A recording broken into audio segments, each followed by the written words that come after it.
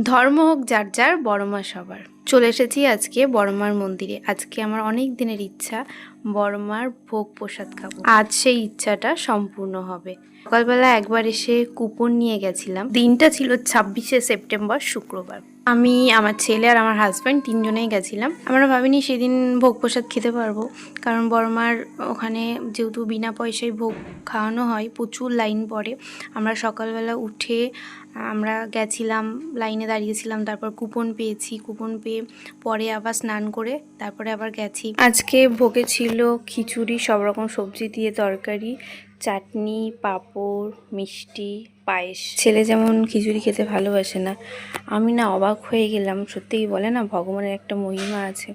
দিব্যি সুন্দর মায়ের ভোগ খেয়ে নিল। যখন প্রথম ভোগটা মুখে দিলাম না, সত্যি কথা এই স্বাদ বলে বোঝাতে পারবো না, পুরো অমৃত। সবাইকে ভালো রেখো মা।